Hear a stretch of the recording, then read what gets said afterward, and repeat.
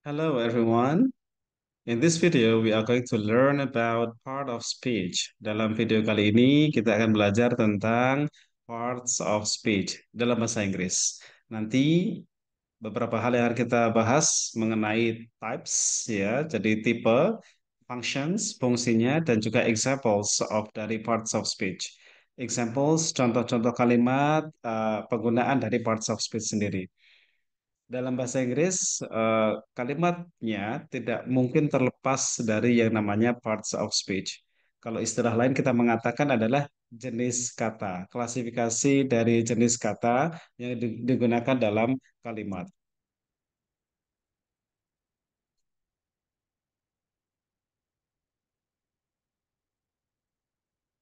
Yang pertama, kita lihat di sini ya bahwa parts of speech sendiri dibagi menjadi 8 bagian. Yang pertama ada noun, yang kedua verb, yang ketiga adjective, yang keempat adverb, pronoun, prepositions, conjunctions, and then interjections. Nomor satu ya terkait dengan noun. Noun itu adalah kata benda, kata benda. Untuk verb, kata kerja, adjective, kata sifat, adverb, keterangan, kata keterangan, kemudian pronoun, kata ganti, prepositions, preposisi, kata depan, kemudian conjunctions, kata hubung, dan yang terakhir adalah interjections.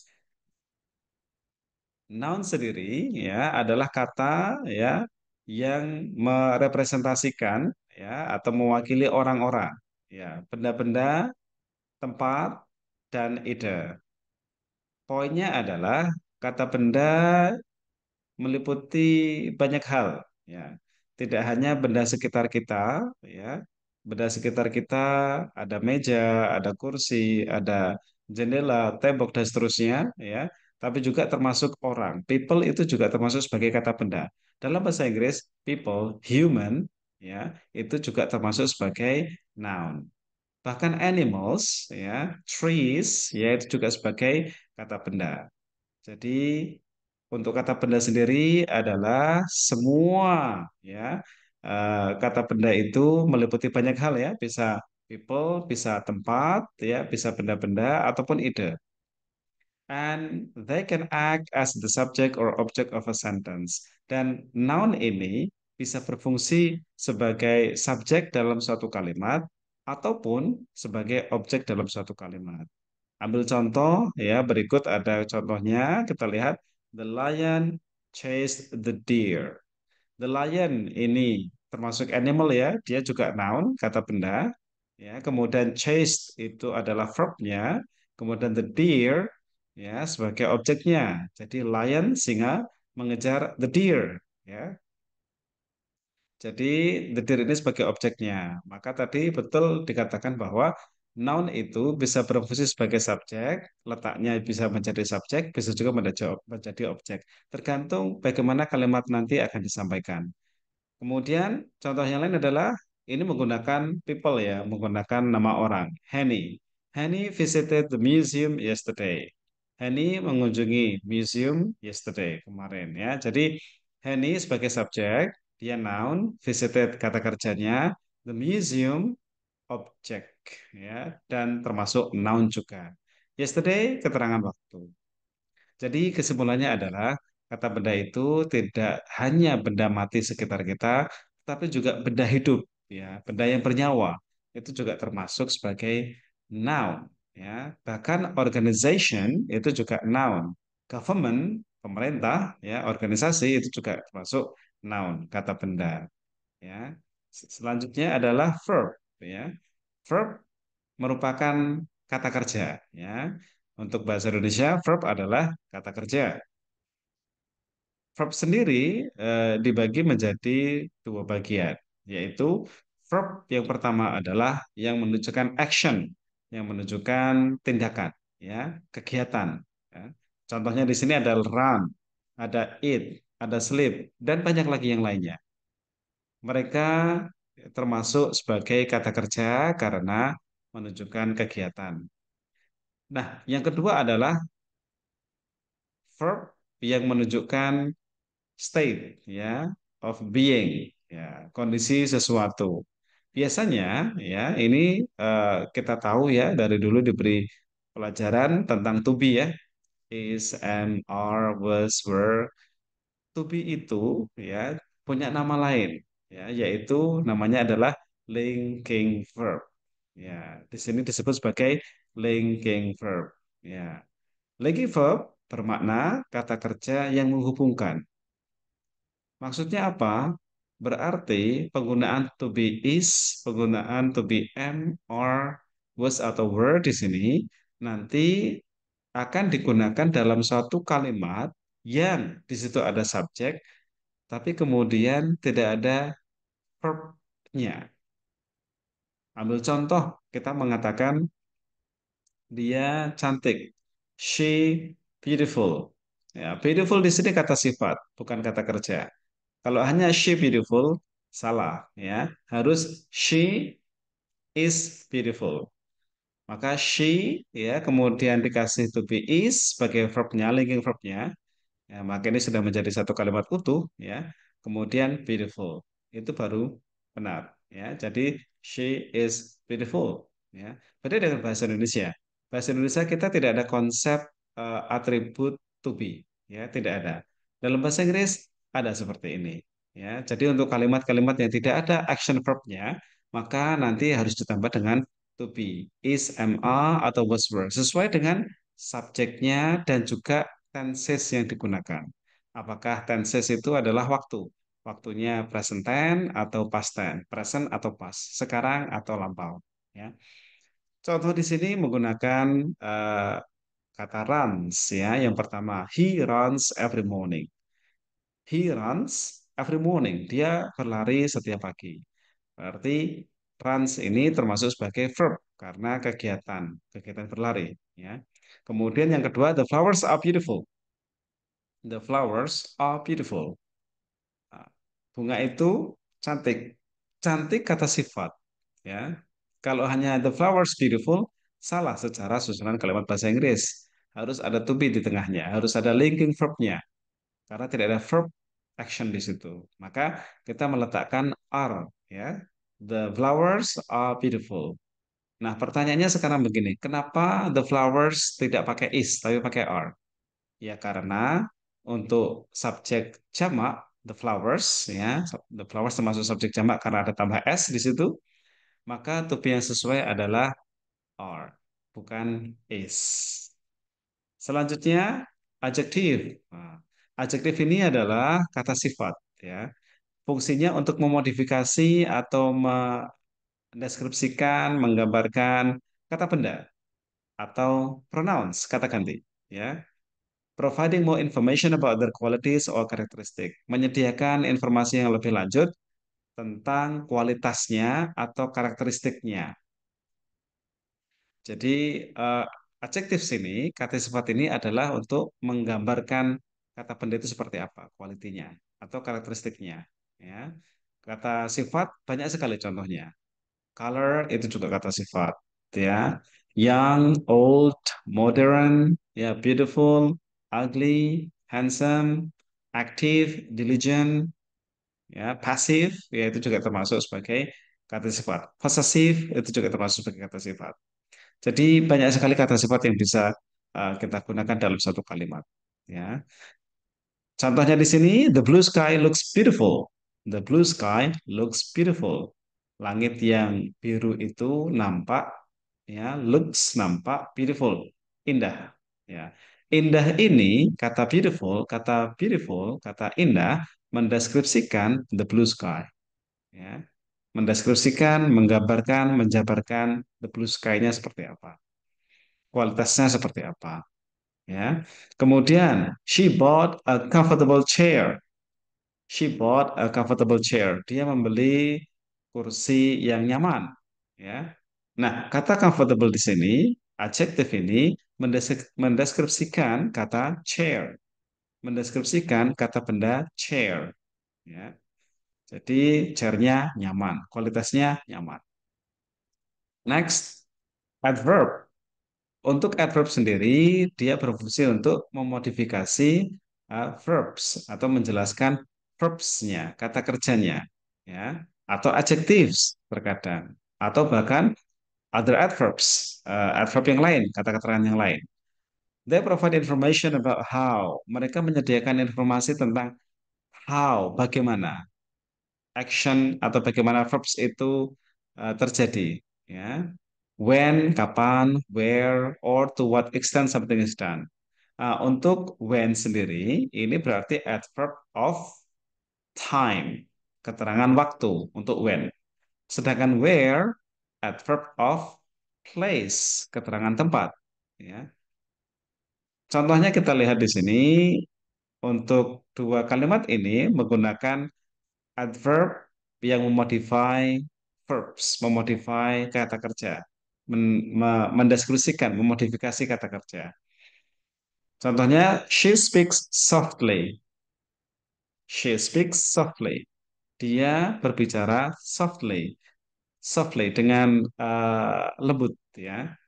Nah, dengan lembut ini mendeskripsikan atau menjabarkan tentang how the action, how the verb is, ya.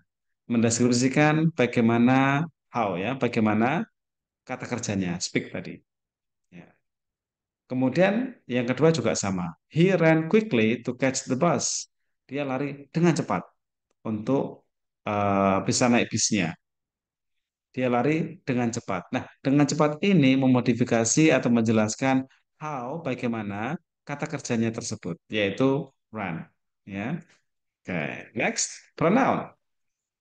Pronouns are used in place of nouns to avoid repetitions. Pronoun itu biasa digunakan untuk menggantikan nouns. Jadi kata ganti pronoun, ya, ada he, she, it, ya, they, ya, itu pronoun digunakan untuk menghindari pengulangan, ya, repetitions.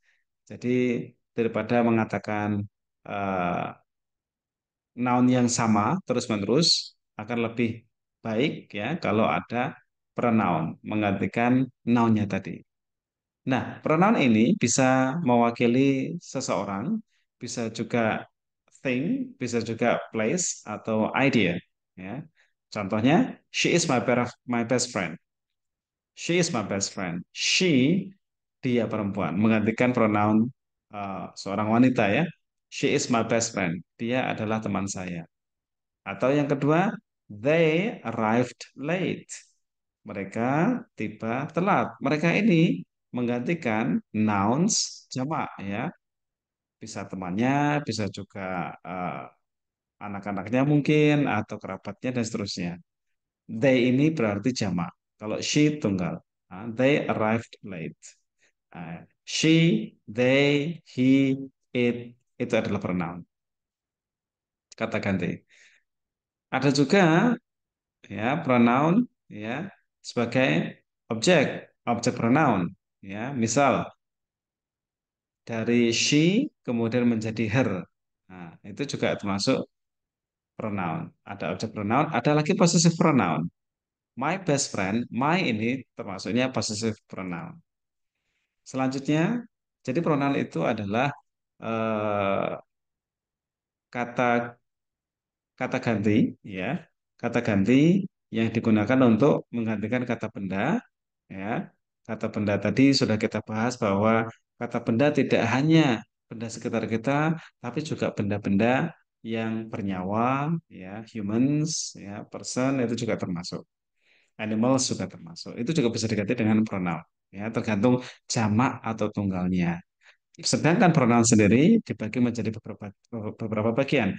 Ada namanya subject pronoun, ada lagi object pronoun, ada lagi possessive pronoun. Itu nanti akan kita bahas tersendiri, ya, selain di sini. Lanjut, kemudian prepositions. Prepositions ini menunjukkan hubungan, ya, di antara satu kata benda, ya, atau pronoun atau kata ganti dan kata benda lainnya dalam suatu kalimat. Prepositions itu adalah kata depan, ya. Ya, kata depan. They often indicate locations, time, or direction. Mereka seringkali menunjukkan lokasi, waktu, atau arah. Ya. Untuk lokasi, ya, untuk location, biasanya diikuti dengan kata benda noun tempat ya. Jadi preposisi itu adalah contohnya seperti on, in, at, of, under, ya, behind, dan seterusnya. Masih ada banyak lagi yang lain, preposisi yang lain. Kita ambil contoh ya, the book is on the table. On ini adalah preposisi. Ya.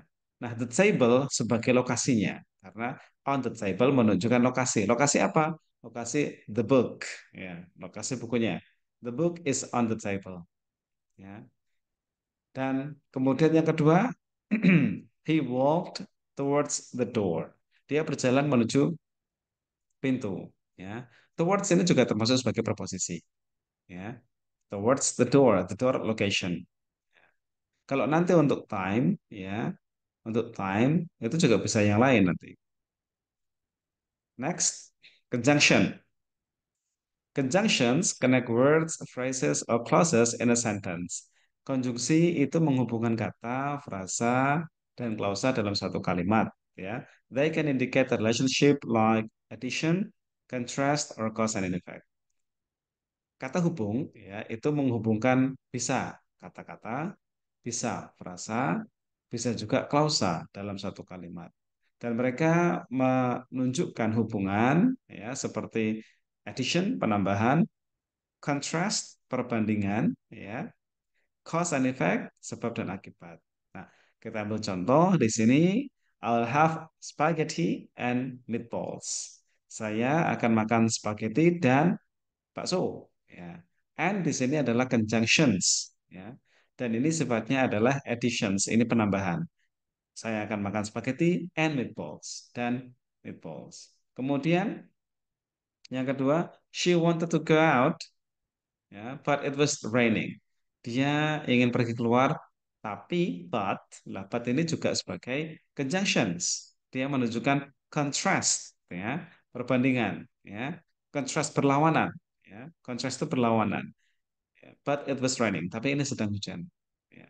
Jadi but itu menunjukkan contrast ya dan dia fungsinya adalah untuk menunjukkan situasi yang berbeda ya. Contrast di dalam kalimat ini. Terkait dengan conjunctions, sebenarnya masih banyak lagi klasifikasi dari conjunctions ya. Nanti kita akan bahas juga di materi berikutnya. Kemudian interjections yang terakhir ya, interjections adalah kata atau frasa yang digunakan untuk express emotions or sentiment, untuk menunjukkan rasa emosi yang dirasakan ya. They often stand alone, mereka sering bisa berdiri sendiri ya, and not grammatically related to the rest of the sentence, dan seringkali tidak terkait dengan urusan kalimatnya itu.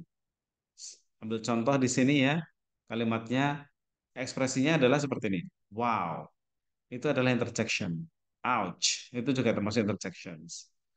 Wow, that's amazing. Ya, jadi wow itu adalah interjections. Biasanya kalau kata wow itu kan berarti eh, terkejut ya, surprised ya. Kalau ouch biasanya artinya sakit. Maka kalimatnya that hurt ya, sesuai dengan ekspresi interjection yang digunakan. Baik, itu terkait dengan parts of speech ya. Semoga bermanfaat. See you next time.